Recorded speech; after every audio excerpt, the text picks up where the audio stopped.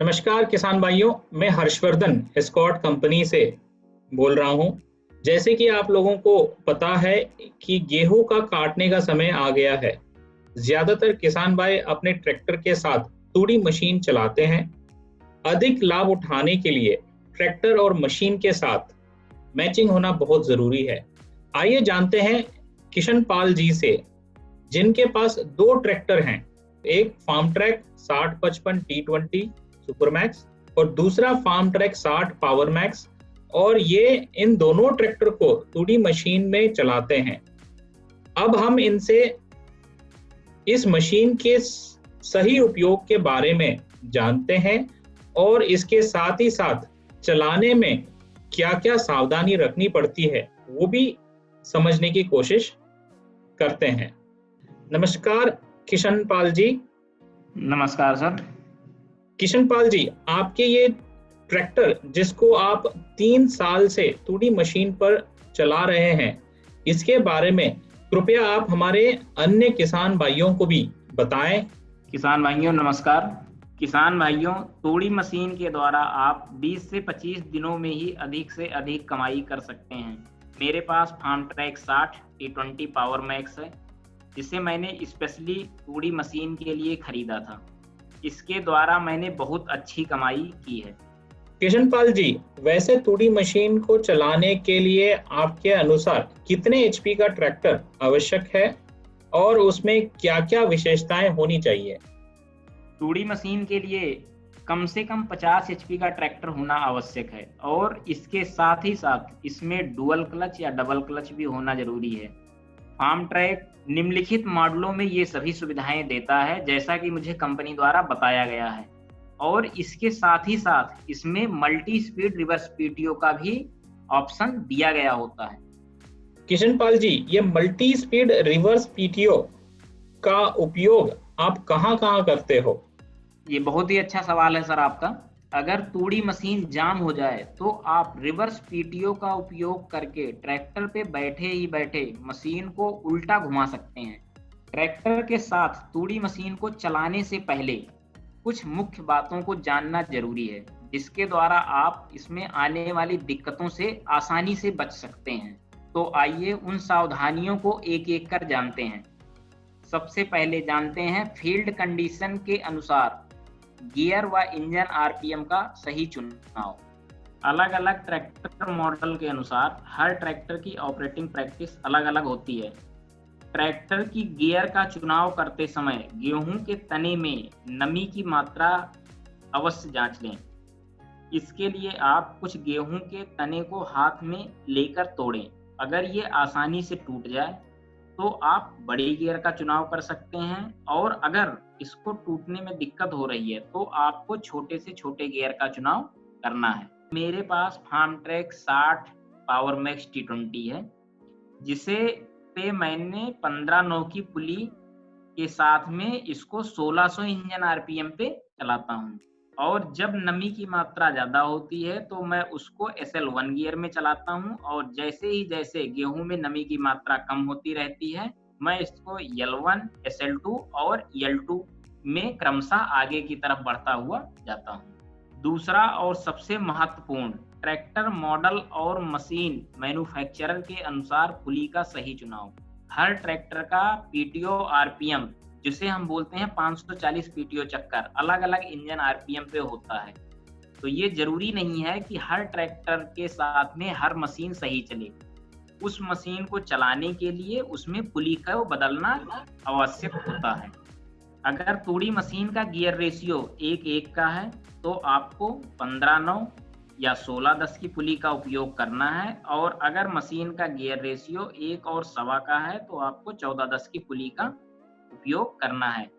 अक्सर ऐसा देखा गया है कि MP में कुछ किसान भाई फार्म ट्रैक 50 पावर मैक्स या पुराने वाला फार्म ट्रैक 60 पे जो तूड़ी मशीन चलाते हैं उस पे 14:10 की पुली साइज अच्छी चल रही है, और Farmtrac 6055, Farmtrac 6055 power max या फार्म ट्रैक 60 पावर मैक्स, इस पे 15:10 की पुली साइज अच्छी चल रही है। तो कृपया कंडीशन के अनुसार पुली का चुनाव करें। इसके साथ ही साथ हमेशा ध्यान रखें कि ड्रम का आरपीएम नो लोड कंडीशन में 720 से 750 के बीच में ही होना चाहिए।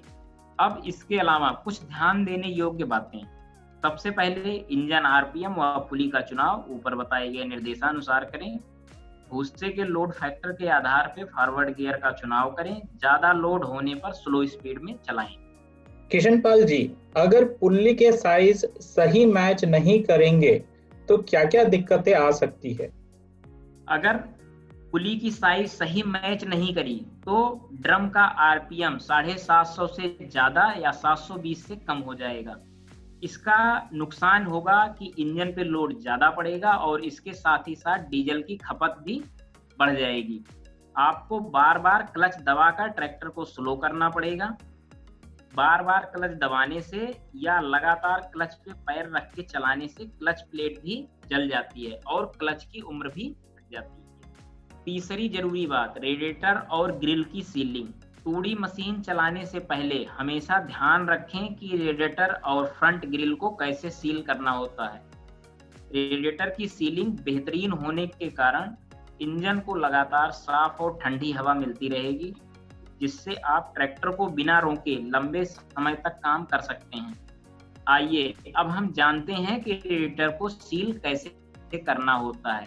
रेडिएटर को सही रूप से सील करने का प्रोसेस क्या क्या है।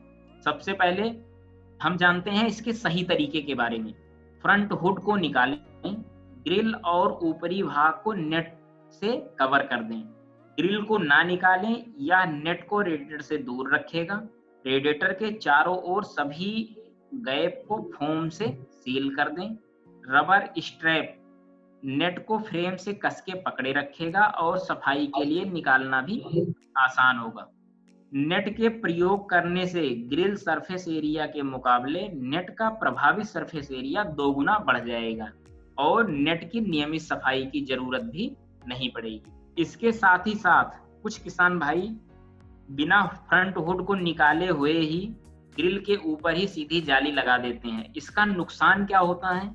यदि फ्रंट हुड नहीं निकाला जाएगा, नेट और ग्रिल जल्दी जाम हो जाएगी और कम हवा मिलने से इंजन ट्रॉली भरने से पहले ही गर्म हो जाएगा। कुछ किसान भाई लोहे की बनी हुई जाली का भी उपयोग करते हैं, जो कि लोकल मार्केट में उपलब्ध होती है। चौथी और सबसे महत्वपूर्ण बात, एयर क्लीनर का रखरखाव। कुछ ट्रैक्टरों में ऑयल बाथ एयर क्लीनर लगा होता है, तो उसके रखरखाव की भी बहुत जरूरत होती है। ज्यादा धूल भरी स्थिति में ऑयल बाथ एयर क्लीनर में तेल न बदलने का नतीजा, भूसे की धूल ऑयल में भीगकर गाढ़ा लिक्विड या केक बन जाता है। भूसे की धूल जाली को जाम कर देता है और हवा का प्रवाह भी कम कर देता है। ध्यान रखें, एयर क्लीनर का तेल प्रत्येक 3 से 4 दिन में बदल दें। कवच ऑयल का ही उपयोग करें, जो स्कॉट्स कंपनी के द्वारा दिया जाता है। फार्म ट्रैक के कुछ मॉडलों में सुपर ड्राई एयर फिल्टर, जो कि फ्लीट गार्ड के नाम से आता है, दिया गया है। तो आइए हम जानते हैं कि इसकी खूबियां क्या हैं। हवा के तेज घूमने के कारण हल्की धूल के कण भी मेन एलिमेंट में पहुंचने से पहले अलग हो जाते हैं, जबकि दूसरे ड्राई एयर क्लीनर इतने असरदार नहीं होते हैं। मेन फिल्टर का बड़ा आकार लंबे समय तक फिल्टर को चौंक होने से बचाता है। अधिक धूल वाले क्षेत्रों जैसे तूड़ी के काम और लेजर लेबलर में एयर क्लीनर को प्रतिदिन साफ करने की जरूरत नहीं होती। 250 घंटों तक मीटर पर लाल बत्ती और सेंसर पर लाल पट्टी का दिखना एयर क्लीनर जाम होने का संकेत देता है। अगर एक्स्ट्रा रीपर मशीन में एयर कंप्रेसर लगा है तो आप पंखे की तरफ से सबसे पहले रेडिएटर को साफ करें, फिल्टर एलिमेंट की धूल को साफ करें, मशीन और ट्रैक्टर की धूल को साफ करें, बटन को दबाकर चोक सेंसर को दोबारा से रीसेट करें। धन्यवाद किशनपाल जी, अपना बहुमूल्य समय देने के लिए। धन्यवाद सर। आशा करता हूं कि आपके द्वारा बताए गए सुझाव हमारे किसान भाई जरूर मानेंगे और इसका ज्यादा से ज्यादा लाभ उठाने की कोशिश करेंगे। अधिक जानकारी के लिए आप अपनी नजदीकी डीलरशिप या सर्विस इंजीनियर से संपर्क करें।